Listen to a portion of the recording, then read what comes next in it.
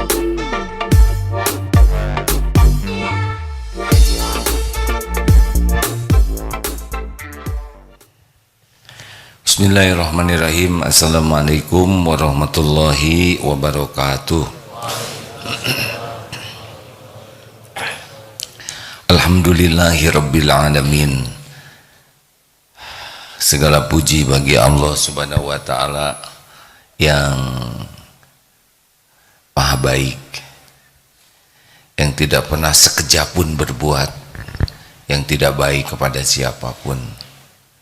Dialah Allah Al-Muhsin, yang maha baik, yang mencintai kebaikan. Wa ahsinu innallaha yuhibbul muhsinin. Dan berbuat baiklah kalian, sesungguhnya Allah mencintai orang yang berbuat kebaikan. Wa ahsin kama ahsanallahu ilaik. Dan berbuat baiklah sebagaimana Allah berbuat baik kepadamu. Semoga kita menjadi ahli kebaikan. Bahagia itu hanya ada pada kebaikan. Niat baik, perbuatan baik, perkataan baik. Allah tidak menciptakan bahagia pada niat yang jelek, hati jelek, perilaku yang jelek, perkataan jelek. Tidak ada. Allahumma sholli ala Sayyidina Muhammad wa ala alihi wa ashabihi ajma'in. Hadirin, kali ini kita akan mencoba membahas satu hadis Rasulullah sallallahu alaihi wasallam.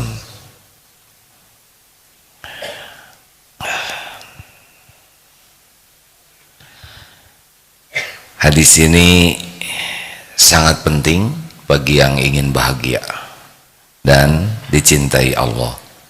Rasulullah sallallahu alaihi wasallam bersabda dalam hadis riwayat Imam Ibnu Majah,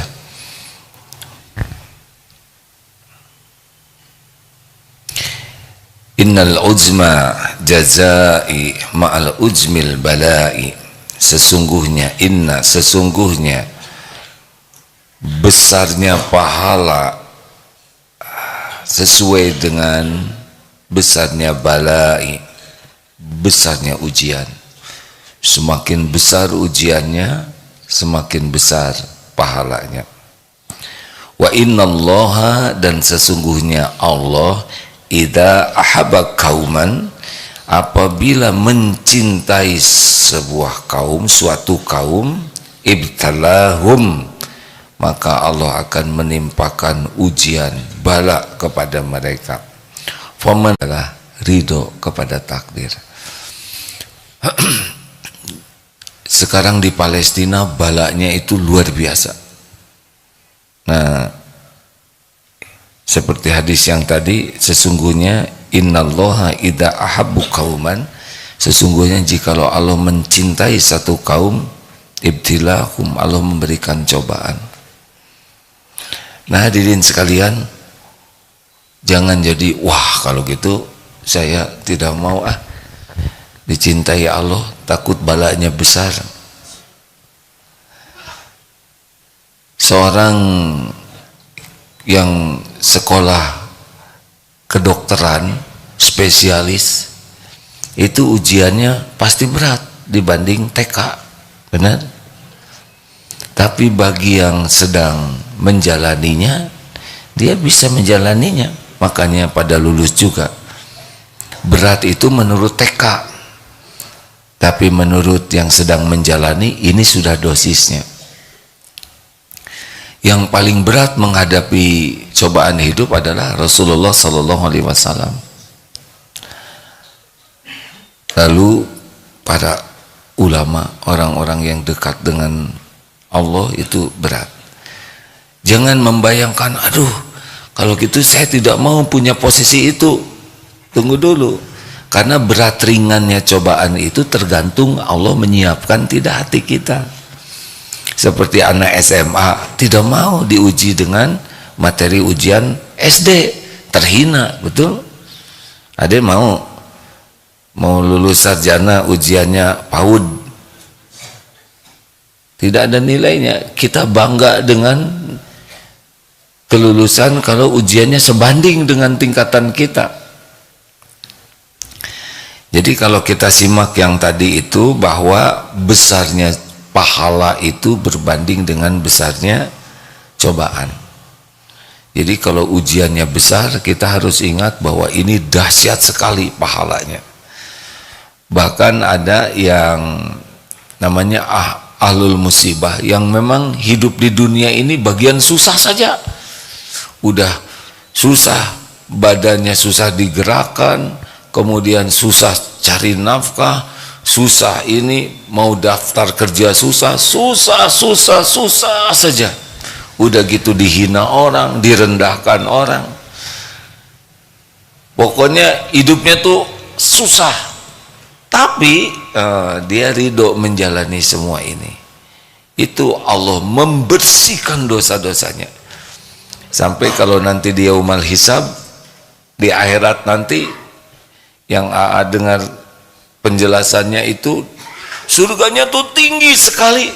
Sampai orang-orang yang sehat walafiat melihat kedudukan di sorga orang yang hidupnya penuh derita, mereka sampai aduh iri, saking taunya kalau tahu begini mendingan di dunia tuh nggak apa-apalah, diiris-iris juga, saking besarnya pahala di akhirat terhadap ujian di dunia ini.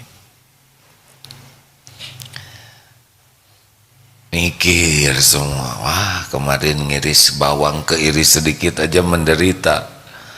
Jadi Allah subhanahu wa ta'ala maha adil. Kepahitan demi kepahitan itu luar biasa, ada balasannya.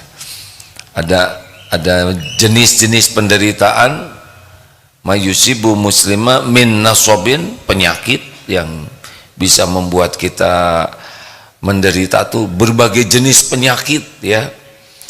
Ada sakit yang luar biasa, baru mendapat berita ada seorang perwira tinggi yang gagah, jenderal lah mungkin ya, perwira tinggi, dan sakit.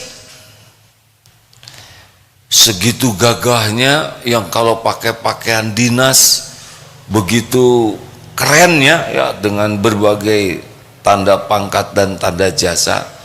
Tapi ketika jantungnya oleh Allah dibuat sedemikian rupa, berbaring, dibawa ke rumah sakit, tanpa bermaksud merendahkan ini ya, hanya pakai pampers, tidak bisa apa-apa, napas megap-megap,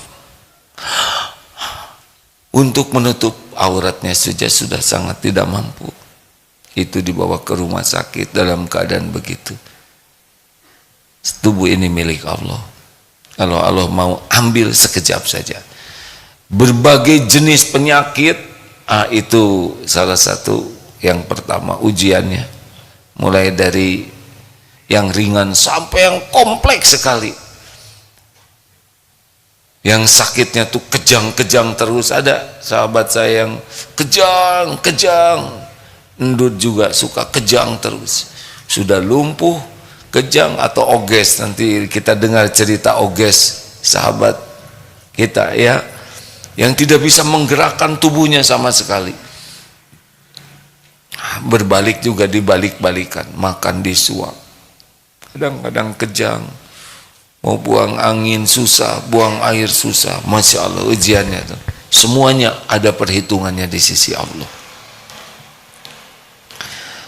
Lalu yang pertama tuh capek, mana sobin wala wasobin. Pertama capek dulu, yang kedua sakit, penyakit, berbagai penyakit yang bisa menahun, bisa lebih rumit. Banyak sekali Allah menciptakan penyakit. Yang pertama capek sekali, yang kedua sakit, yang ketiga cemas, wala hammin, cemas dengan yang belum terjadi, wala husnin, sedih dengan yang sudah terjadi itu, bikin kecewa, perih, sakit hati, nyesel, wala adzan, diganggu ini. Ada yang ganggu, ada yang memfitnah, ada yang nyakitin, ada yang nipu, ada yang ngebully, ada ini. Semua ini nanti bagian-bagian dari ujian hidup seperti ini. Wala hammin, serba susah, cari kerjaan susah, ini susah, ada itu yang bagian seksi susah. Wala hatta syaukati yusyakuha, hingga tertusuk duri sekalipun. Lagi ngebetulin kerudung, kemana jarum? Nah ya sudahlah, alhamdulillah sorban saya tidak pakai jarum ya. Beberapa cerita kan ngegigit jarum pentul terus bersin, hacem, ujian itu. Illa kafarallahu biha min khotoya, kecuali Allah menghapuskan kesalahan-kesalahannya. Makin berat. Ini di Palestina ini ada yang habis satu keluarga, ini pasti berat ya.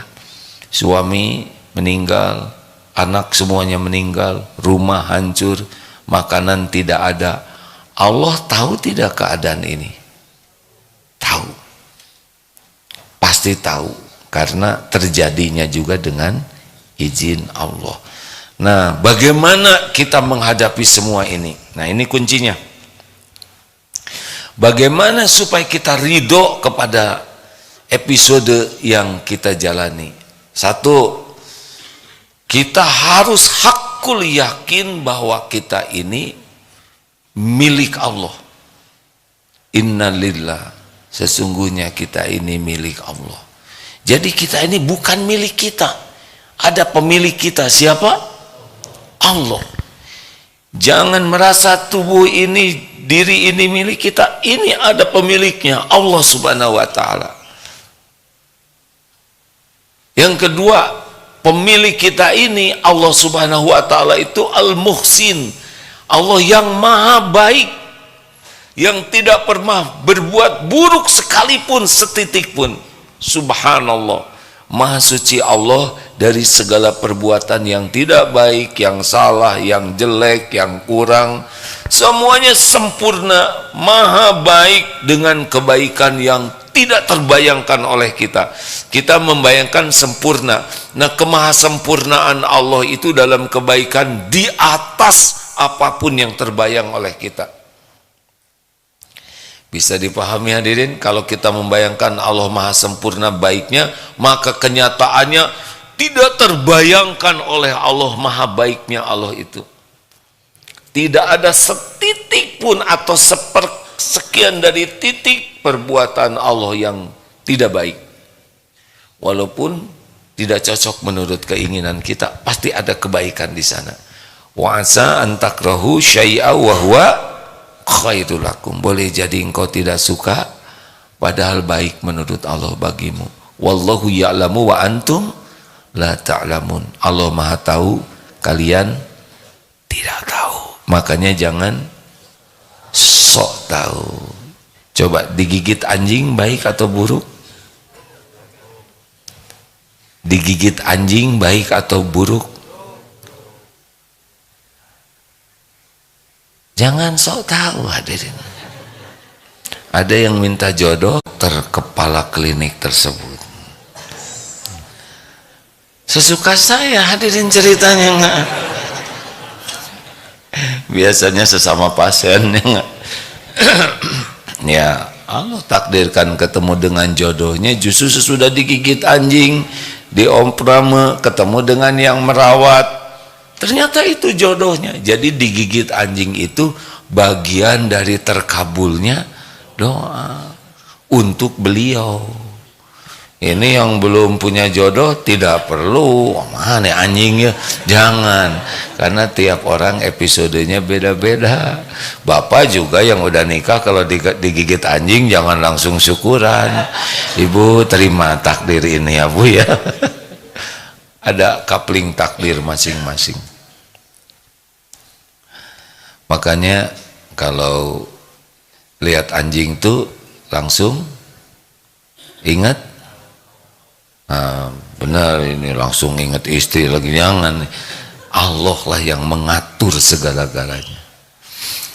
Nah, karena kita ini ciptaan Allah, milik Allah, dan Allah itu maha baik. Yang ketiga, tidak ada satupun yang bisa terjadi, baik nikmat maupun musibah, itu pasti hanya dengan izin Allah. Tidak ada yang kita lihat, kita dengar, kita rasakan, semuanya baik dalam bentuk nikmat ataupun musibah hanya bisa terjadi biiznillah. Kita dipuji dengan izin Allah, kita dicaci dengan izin Allah, kita dapat nikmat dengan izin Allah, kita dapat musibah dengan izin Allah. Ada yang memberi, ada yang melukai, semuanya biiznillah. Tanpa izin Allah tidak ada yang terjadi. Karena segala-gala di alam semesta ini hanya baru bisa terjadi kalau Allah mengizinkan, baik nikmat maupun musibah. Pertemuan ini izin Allah bukan? Kalau kita bikin dosa izin Allah bukan? Jawab. Kalau Allah mengizinkan terjadi, tapi kita akan memikul balasan dari perbuatan dosa kita. Orang nyuri dompet kita izin Allah bukan? Izin Allah. Kalau hilang dompet sabar atau syukur? Sabar dan syukur.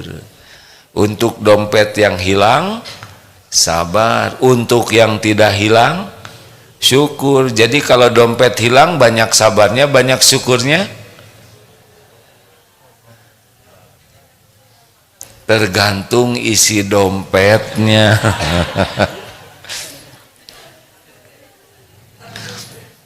Ini karena ada tamu baru jadi punya sasaran. Ibu, kalau sakit gigi sabar atau syukur? Tadi udah ada ilmunya. Sabar dan syukur. Untuk gigi yang sakit sabar, yang tidak sakit, banyak mana gigi yang sakit dengan yang tidak sakit? Banyak yang sakitnya. Yang tidak sakit, yang sakit paling satu, ya. Karena Allah udah tahu satu aja paten. Si ibu ketawanya bahagia. Iya, satu aja udah mantep sakit gigi itu ya. Gimana kalau 6? Udah diukur semuanya oleh Allah, karena yang menciptakan sakit juga adalah Allah. Makanya terhadap yang sakit sabar, yang tidak sakit syukur. Gigi, lidah, mulut, hidung, mata, kepala, pundak, lutut, kaki. Aduh, ibu dari mana sih, pengajian mana apal gini-ginian? Alhamdulillah. Oh, dari Magelang ya. Alhamdulillah. Capek bu?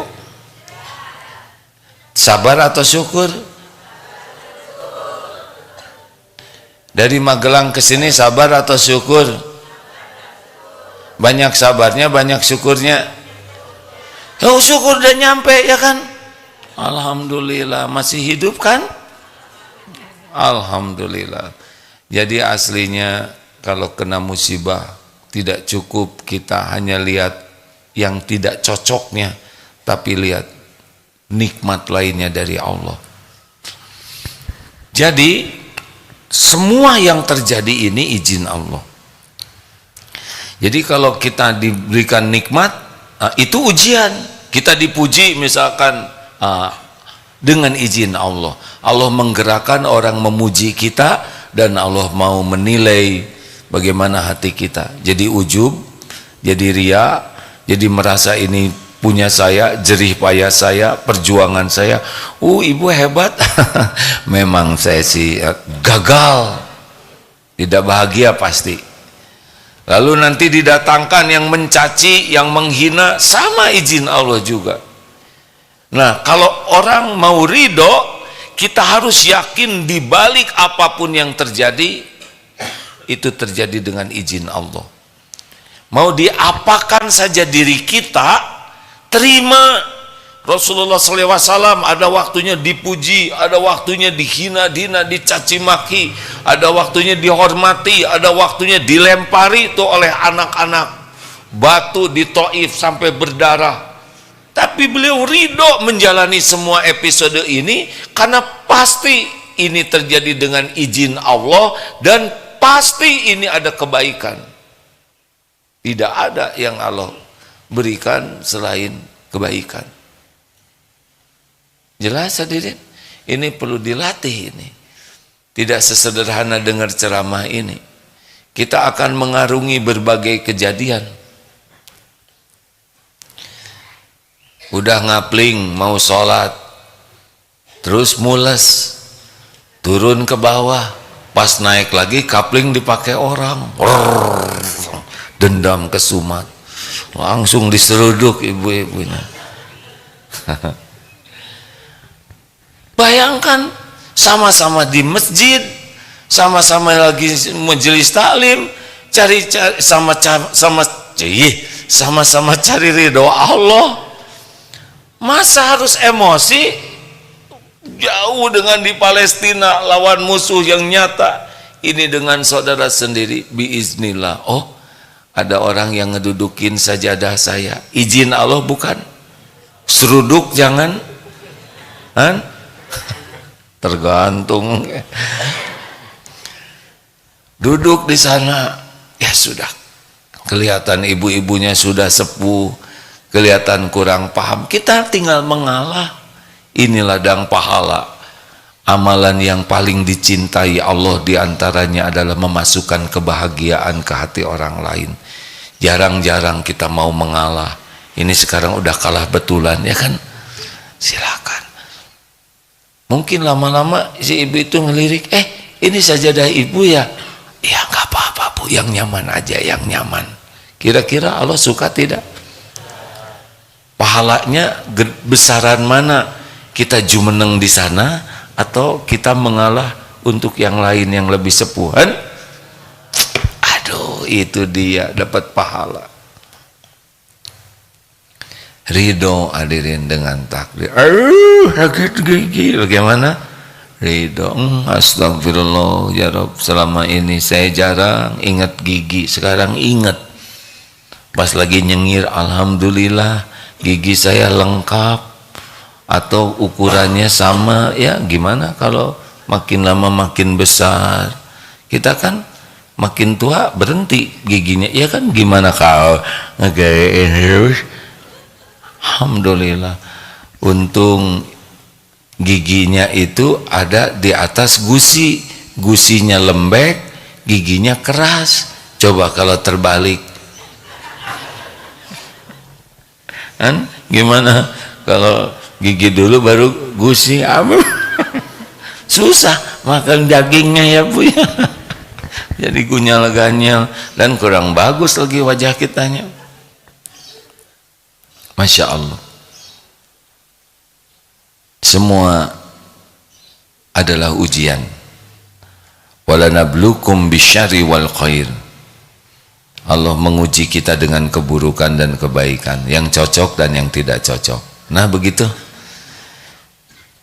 Ini menjelang nikah nih, sudah undangan disebar, sudah siap hari haknya, tinggal 1 hari lagi. Ada 2 pasang, ini mau menikah, ini mau menikah, 2 pasang.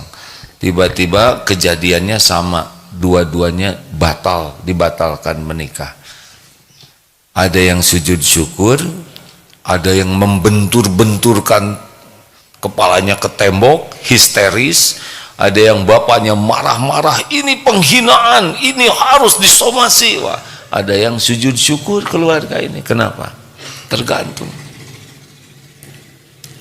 Kalau yang yakin semua kejadian terjadi dengan izin Allah, surat At-Taghabun ayat 11, ma asaba min musibatin illa biiznillah wa may yu'min billah yahdi qalbah wallahu bikulli syai'in alim. Tidak ada satupun musibah yang menimpa kecuali dengan izin Allah. Barang siapa yang beriman kepada Allah, Allah memberi petunjuk di hatinya, dan Allah Maha mengetahui segala sesuatu. Ya Rob, kami sudah istiqoroh. Kalau ini baik, semoga Engkau takdirkan terjadi. Kalau tidak baik, semoga tidak terjadi. Ya sudah, Kenapa ya Allah tidak membatalkan dari kemarin-kemarin? Ini udah disebar undangan baru batal. Ya ini pasti yang terbaik. Ujiannya lebih mantap dibanding sebelumnya, benar? Tapi saya malu. Apa yang malu? Tinggal sampaikan saja. Maaf, qadarullah, acara hari Ahad tidak jadi. Semoga niat baik Bapak Ibu datang ke undangan sudah dicatatkan jadi amal soleh. Mohon doa, semoga apa yang terjadi ini menjadi hikmah yang baik bagi kita semua. Selesai. Tapi gimana itu sudah bayar undangan, udah rezeki percetakan. Bagaimana itu kita sudah keluar uang, uangnya juga milik Allah. Kalau Allah mau ngasih rezeki ke hambanya lewat kita, ya pasti keluar. Tidak usah kecewa, kita sudah jadi jalan rezeki bagi orang lain. Tapi uangnya sekarang jadi tinggal sedikit, nggak apa-apa. Sekarang sedikit, tapi besok bagaimana? Besok ada lagi rezekinya. Memangnya Allah hanya ingat ke kita hari ini? Besok ada lagi rezeki kita. Sampai kita meninggal ada waktunya. Tuh begitu. Ayo terima apa yang Allah berikan. Tapi terima ini sesudah ada proses. Dalilnya begini, al-mu'minul qawi, mukmin yang kuat, khairun, lebih baik, wa ahabbu ilallah, dan lebih dicintai Allah daripada mukmin yang lemah. Dan pada keduanya ada kebaikan. Jadi makin kuat iman tuh makin baik dalam segala hal dan makin dicintai Allah dibanding mukmin yang lemah. Tapi dua-duanya karena udah beriman jadi baik. Ihris ala ma yanfa'uk. Nah, ini kuncinya. Makin kuat iman, makin semangat, makin antusias, makin all out di dalam hal-hal yang manfaat. Jadi lihat posisinya. Jadi kalau kita kuat iman itu semangat terus, baik manfaat untuk urusan dunia semangat, manfaat untuk urusan akhirat semangat. Pokoknya kalau Allah udah ngasih tahu ini manfaat, semangat. Wasta'in billah, dan mintalah tolong kepada Allah. Jadi semangatnya ikhtiar itu harus sama-sama dengan semangatnya doa. Kalau hanya ikhtiar saja kurang doa, nggak bisa. Ini tidak sesuai dengan perintah. Ini bukan termasuk orang yang kuat iman. Terus doa terus tapi tidak semangat ikhtiar, nah ini juga tidak pas. Karena Rasulullah SAW sempurna, baik dalam urusan ikhtiar zohir dan juga batin doanya. Wala ta'jaz, dan janganlah kamu lemah. Jadi tidak boleh kita lemah, semangat terus. Baru wa in asobaka syai'un, dan apabila menimpa kepadamu sesuatu, fala taqul lau anni fa'altu kana kadza wa kadza. Janganlah mengatakan seandainya begini akan begini, seandainya begini akan begitu. Tidak boleh. Walakin qul qaddarullah wa ma syaa fa'al. Katakan ini sudah takdir Allah, udah maunya Allah begini, sudah tertulis ini yang harus saya jalanin. Fa innallahu taftahu amal syaitan. Katakanlah qadarullah wa ma syaa fa'al. Ini memang udah begini yang Allah kehendaki. Allah berbuat apa yang Allah kehendaki, karena seandainya akan membuka pintu masuk tipu daya setan. Coba kamu dulu nggak naksir dia, pasti nggak kayak gini. Enggak, udah garisnya begini. Coba kamu jangan main ke sana, pasti nggak jatuh. Kata siapa? Karena harus jatuh, jadi naiknya ke pohon itu. Jelas? Kalau jelas, kalau tidak. Kalau jelas sudah selesai saya. Serba salah pisan katanya. Begitulah. Baik, kita akan tukar pikiran. Terima kasih. Siap hidup ini memang begini ya. Jangan heran, jangan aneh. Hari ini juga kita nggak tahu nih apa yang bakal terjadi. Saya sudah ada rencana. ini begini, udah ini olahraga sama teman-teman bersepeda, udah gitu jam 8 tausiah santri karya, jam 9 penutupan wisuda santri, ini setengah 10 berangkat ke Majalengka, ada acara di sana khotbah Jumat. Itu rencana kita ya kan, rencana saya, tapi tidak tahu. Kalau saya meninggal di daerah sana, berarti saya sekarang menuju ke tempat saya meninggal, ya harus siap. Misal hari ini ajalnya di Majalengka, ya saya akan ke sana, ke tempat malaikat maut nanti menjemput. Harus siap. Doa yang banyak supaya perjalanannya ditolong oleh Allah. Mobil disiapkan yang baik, pakai safety belt. Ini adalah yang manfaat-manfaat. Doa aja yang banyak. Bismillahi tawakkaltu 'alallahi la haula wala quwata illa billah. Tapi udah itu, kemudian sedekah dulu ya.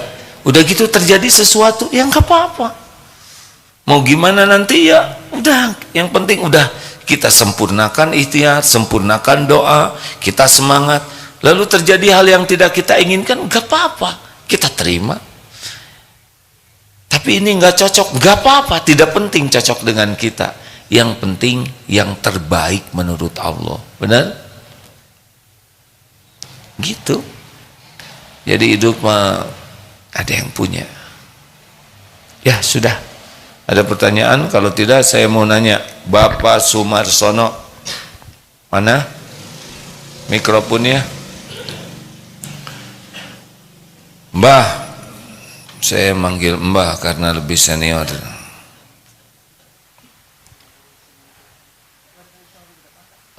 Ibu Nuni, Kiki, Unjani, Ujiani, maaf. Yang mana nih? Yang mau duluan? Bu Nini, Bu Nuni, silakan. Assalamualaikum Bu Nuni. Sebentar disiapkan dari sana. Mim. Ya, oke, gak apa-apa. Bismillah dulu. Satu, kenapa nyebut satu? Mempercepat gerakan. Ya.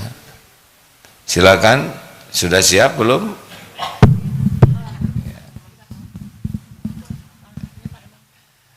Ya. Assalamualaikum.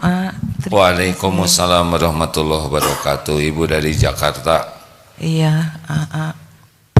Sebagai santri yang akan diwisuda hari ini, program masa keemasan, bagaimana perasaannya Bu menjelang wisuda?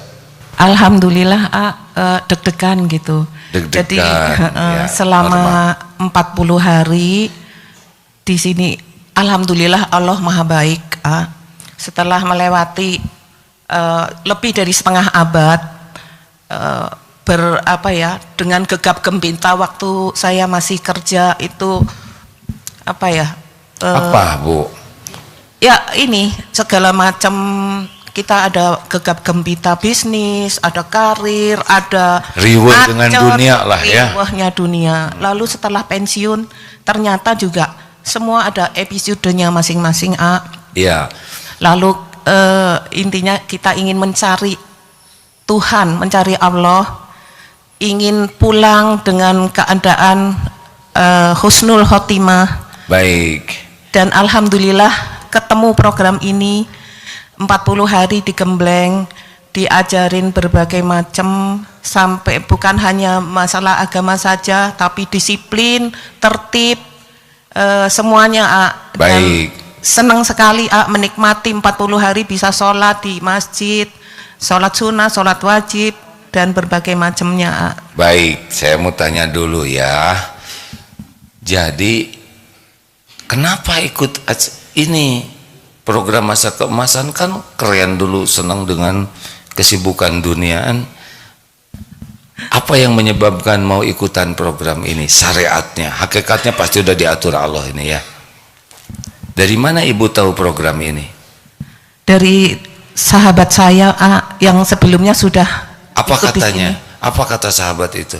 Sahabat saya bilang bahwa itu baik, dan saya memang waktu itu ingin sekali makin dekat dengan Allah, walaupun itu memang per pribadi masing-masing ya, tidak semua. Jadi kata teman ibu tuh ayo ikutan gitu. Iya, Seneng. intinya ini bagus kan, pilihan banyak, tapi setelah kita lihat semuanya, marketingnya juga bagus, programnya yang ditawarkan, guru-gurunya keren, semuanya semua mendukung. Oke lah, jadi kita gitu ya. oke semua. Nah, pas udah 40 hari di sini di Gembleng, jarang sebetulnya kami nggak berani ngegembleng sepuh-sepuh ya nggak. Tapi biasanya muda-muda yang digembleng. Kalau di sini mah dimuliakan dengan gemblengan, ya nggak? Ya. Apa yang paling berubah di hati sekarang dibanding sebelumnya? Mungkin bisa, mudah-mudahan ya, bisa lebih sabar, bisa lebih bersyukur, bisa lebih merasa cukup, tidak ngoyo yang apa gitu, dan semua itu udah diatur oleh Allah. Sekarang mah begitu kesadarannya ya. Iya. Yang pasti jadi lebih tenang tidak? Iya, jadi lebih tenang. Dunia bisa bikin tenang nggak yang dulu-dulu tuh? Tidak. Wah, itu yang paling penting. Ternyata pontang panting pentong pentung sekian lama ngejar-ngejar dunia cuma capek batin tuh, bener? Betul. Sepertinya keren tapi batin mah nggak terobati dengan dunia. Bisa ngantor di tempat keren, padahal mah naik liftnya aja bisa bikin capek ya. Betul. Nah, ternyata hidup ini lebih bahagia kalau dekat dengan Allah. Apa kuncinya? Kenapa berubah jadi lebih tenang? Karena di sini dibagi ilmu, benar? Betul. Dan ilmunya berusaha diamalkan. Begitu harusnya beliau yang ngomong, jadi saya ngomong hadir. Nah, apa yang paling berkesan Bu? Kan banyak pasti kesan di sini ya. Ini sekelas dengan berapa orang? Sekelas? 20 orang. 20 orang ini sahabat-sahabat. Ini Alhamdulillah. Sekamar berapa orang? saya kebetulan bertiga. Alhamdulillah, bukan kebetulan, kenyataan. Kenyataannya alhamdulillah bertiga. Baik, alhamdulillah. Jadi rencananya sesudah dari sini mau apa? Mau bagaimana? Saya ingin kalau ada program lanjutan, Mau dilanjutkan saja. iya, kalau bisa ada program lanjutan. Bahkan saya pernah dengar katanya ada program yang bersantri sampai kita Meninggal. mati. Iya betul. Kalau ada, mungkin sedang diatur programnya, insya Allah kepingin sekali. Oh, pengen ikut meninggal di sini gitu. Iya. Luar biasa. Ya, banyak permintaan itu program masa keemasan. Kalau sudah senang begini, menikmati suasana, menikmati terus-menerus dapat ilmu, lingkungan orang yang satu frekuensi. Maunya insya Allah mudah-mudahan ada rezekinya nanti.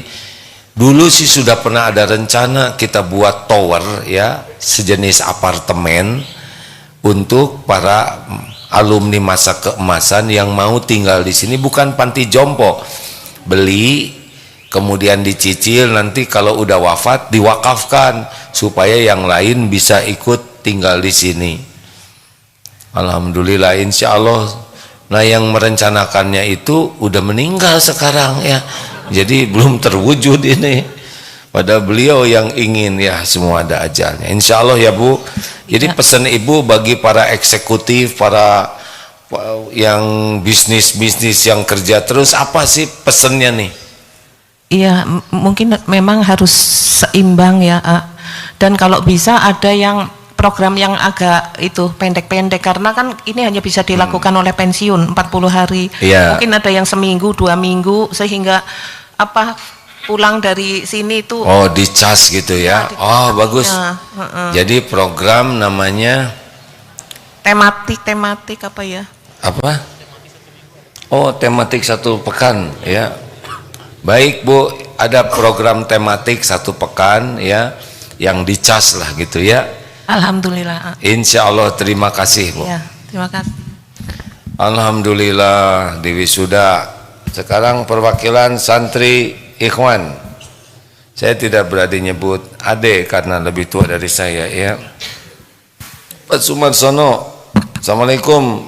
Waalaikumsalam. warahmatullahi wabarakatuh. Sehat Mbah? Alhamdulillah, insya Allah sehat. Alhamdulillah. Bagaimana ceritanya Mas Suharsono bisa ikut gabung di sini? Baik ya, kami akan menceritakan kenapa sampai saya ikut untuk PMK di Turut Tauhid ini. Ada Kamera. 3 cerita. Ya bagus, silakan Pak. Pertama, sebenarnya kami itu ada suatu kejadian dengan meninggalnya istri saya secara mendadak.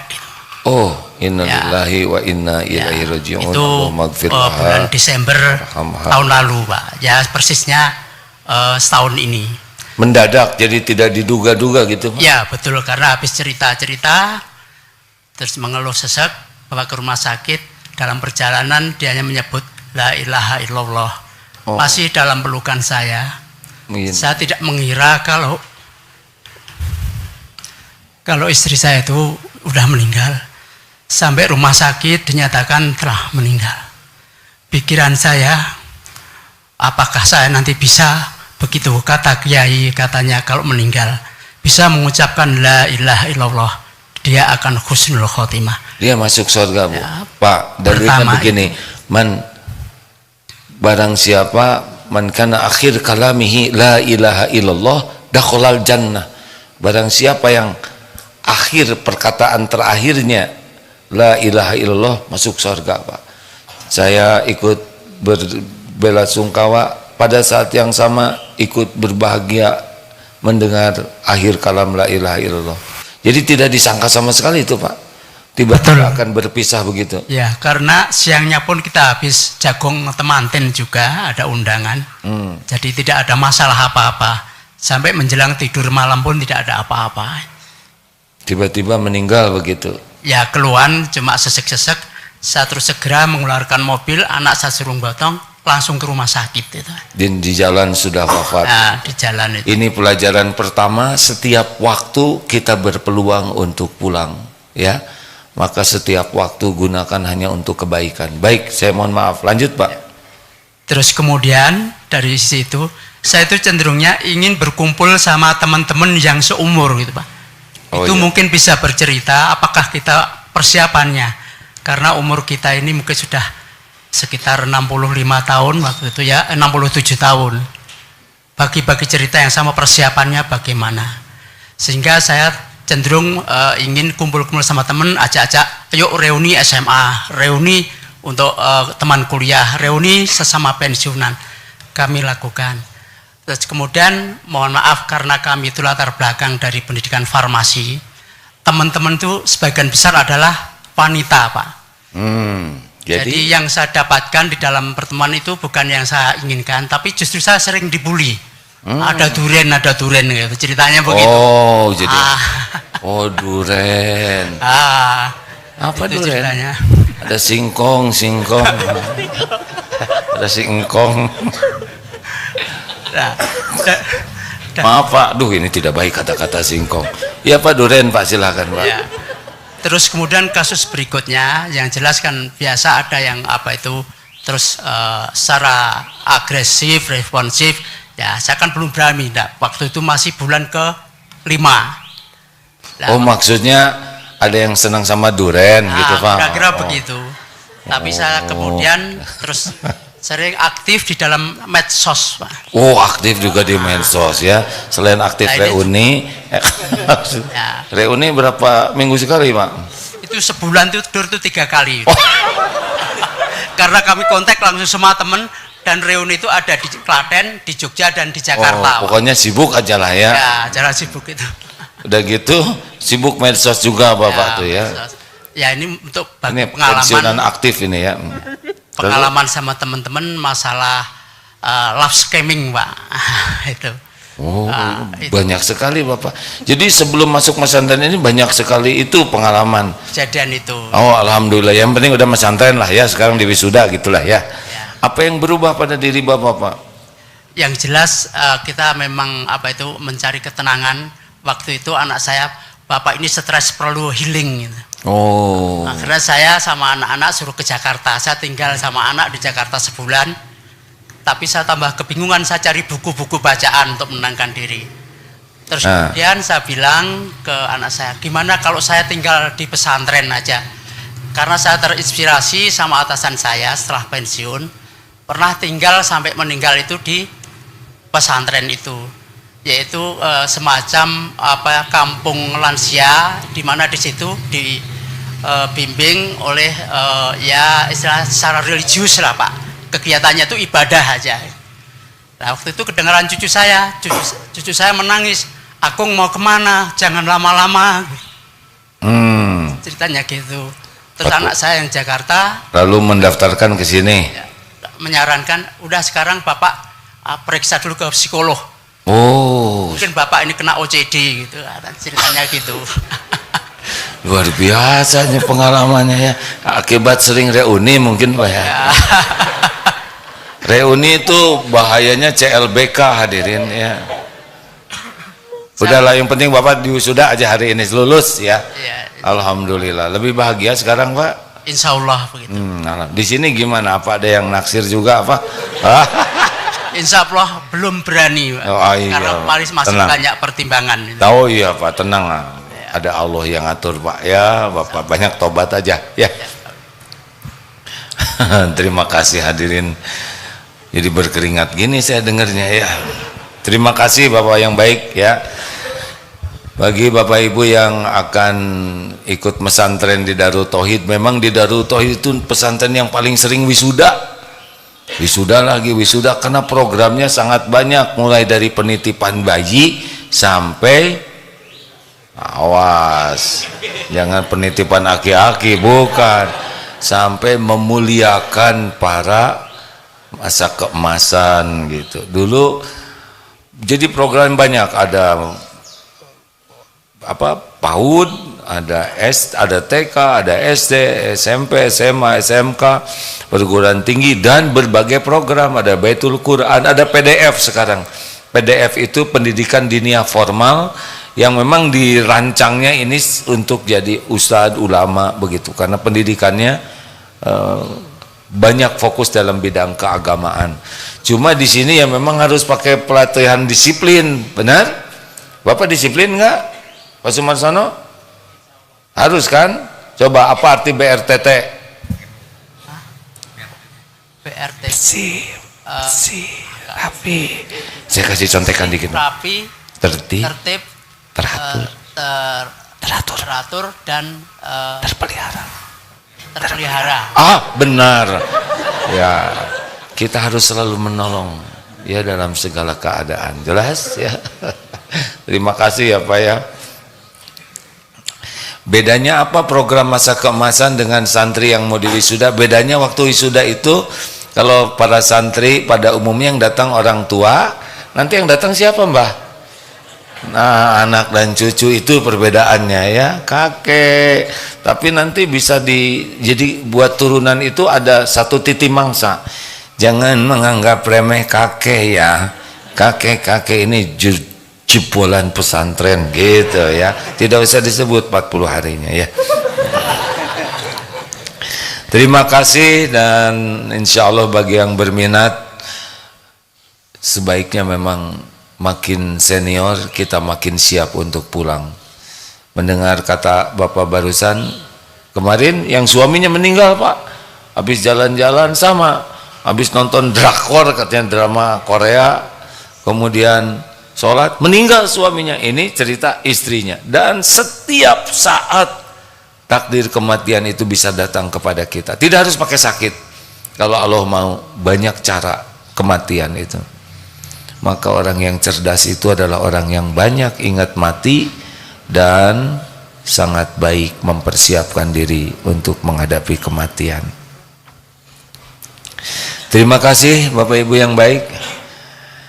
Sing ridho dengan takdir apapun ya, jalani hidup ini. Kalau nasi jadi bubur, bagaimana? Terima sambil cari cakwe, ayam, kacang polong, kerupuk, kecap, seledi, bawang goreng, sambal, sate marangi, gepuk dan sebagainya. Maju terus itu ini ya. Jangan mengatakan tidak terima. Kalau sudah terjadi harus diterima. Lagi jalan genteng jatuh, tidak boleh mengatakan saya tidak terima. Saya tidak terima. Enggak mungkin tidak terima. Itu tanda terimanya udah jelas. Benyut kayak gitu. Kalau kita ridho kepada takdir, faman rodiya falahu ridho. Allah ridho ke kita. Apa cirinya Allah ridho ke kita? Dibuka hati kita, bisa lega, kita bisa menjalani episode itu dengan baik karena dibimbing oleh Allah. Kita ridho dengan takdir yang ada, nanti hati dibuat lega, kemudian kita dibimbing bisa menjalani episode yang menurut kita berat tadi itu dengan baik dan berpahala dan dicintai Allah dan digugurkan dosa. Kalau kita tidak ridho, tetap terjadi, benjutnya ada, cuma jadi sesek di sini, berat sekali dan tidak terlihat solusinya, jadi kegulung oleh penderitaan plus jadi dosa karena kita tidak suka kepada perbuatan Allah. Maka tidak punya pilihan bagi kita selain ridho kepada takdir. Terima hadirin, kita lihat bagaimana di Palestina tidak ada komplain kepada Allah. Rumah hancur sama sekali, keluarga terbunuh, tidak kelihatan punya tabungan, punya makanan, tapi dijalani dan yakin pasti Allah akan mengurus. Tidak kelihatan uang makan di mana, tapi yakinlah kalau ada umur pasti ada rezekinya. Masya Allah. Terima kasih Mas Punto. Apa kabar Mas? Mas Punto ini sahabat saya, udah lama tidak kelihatan. Mas Punto tunanetra, boleh saya sebutkan ya Mas, tak apa-apa. Beliau tunanetra dari mulai usia berapa Mas tunanetra? Itu mikrofonnya, maaf Mas. Untuk totalnya sejak usia 30 tahun. Oh, jadi sebelumnya awas, hanya bertahap ya. Awas, alhamdulillah. Maaf kalau lumpuh tidak bisa jalannya mulai kapan? Kalau lumpuhnya dari bayi. Dari bayi sudah lumpuh, kemudian mata lambat laun tidak bisa melihat, begitu ya? Iya betul. Mas Punto sudah berkeluarga? Alhamdulillah sudah. Nah begitu, Allah datangkan istri ya. Yang awas susah nyari istri, yang tidak kelihatan udah punya istri ya. Gimana Mbak Susinya, sehat? Alhamdulillah sehat. Alhamdulillah. Mas gimana menghadapi mata tidak bisa lihat, kaki lumpuh? Ya seperti yang sudah disampaikan tadi, harus ridho karena tidak menerima juga sudah terjadi dan tetap harus dijalani. Selama ini Allah masih ngurus Mas Punto tidak? Masih ya. Dulu kan di masjid di lantai 4 di sini ya. Di lantai 4 di masjid. Betul. Sekarang juga di masjid di lantai 3 di Babur Rahman. Oh di Habibur. Habibur. Ya, itu makanan naik sendiri atau Mas yang turun ke bawah Mas?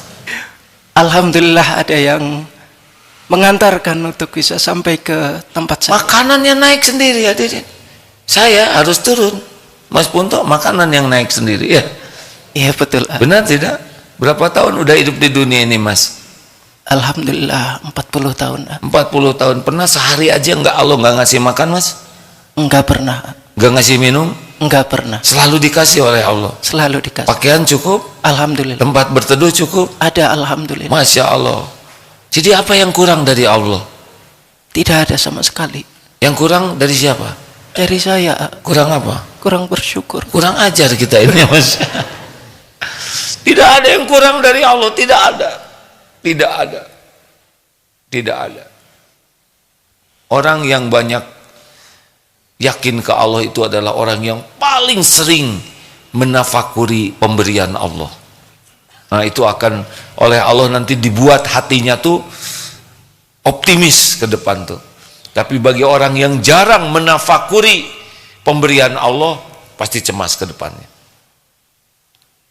Begitu Mas? Ada saran bagi yang awas? Sepertinya sudah cukup dari A. Sudah cukup dari A. Terima kasih. Sarannya seperti ceramah yang tadi aja gitu ya. Iya betul A. Alhamdulillah. Terima kasih Mas Punto. Masya Allah. Sama-sama A. Salam untuk keluarganya ya. Insyaallah. Alhamdulillah. Semua ada yang ngatur. Begitu. Dulu ada siapa? Sahabat kita satu lagi yang sudah wafat tuh yang biasa ngaji di sini? Kang, bukan yang atau seumuran dengan saya. Dari dulu selalu ngaji ke sini, itu lumpuh juga. Tanya, toh waktu sebelumnya atau sama siapa? Sama emak. Gimana toh kalau emak tidak ada meninggal? Loh, kalau emak enggak ada, ya kan ada Allah. Saya kan ciptaan Allah, yang ngurus nanti Allah. Sebelum emaknya meninggal, ada Mbak Kustina, santri, saya siap jadi istrinya Kang Ato, nikah. Baru sesudah nikah, ibunya meninggal. Jadi Ato diurus oleh istri dan anaknya. Terus rumah kontrakannya kebanjiran, karena di pinggir kali. Akibatnya kebeli rumah itu, ada yang belikan. Dan dibangun rumah itu jadi bagus. Dicukupi. Nah, sekarang Ato sudah pulang. Sudah kembali ke penciptanya. Inilah hidup, hadirin. Jangan terlalu ribet hidup ini ya. Hidup ini adalah untuk mengabdi kepada pencipta kita. Jangan risau dengan dunia. Risaulah kalau kita tidak yakin dengan pemilik dunia ini. Risaulah kalau salah menyikapi dunia. Risaulah kalau tidak tahu syukur, tidak tahu sabar, tidak tahu ridho. Itu yang berbahaya. Dunia gini-gini sajalah. Mudah-mudahan ada hikmah dan manfaatnya. Terima kasih. Subhanakallahumma bihamdik, asyhadu alla ilaha illa anta, astaghfiruka wa atubu ilaik. Alhamdulillah. Assalamualaikum warahmatullahi wabarakatuh.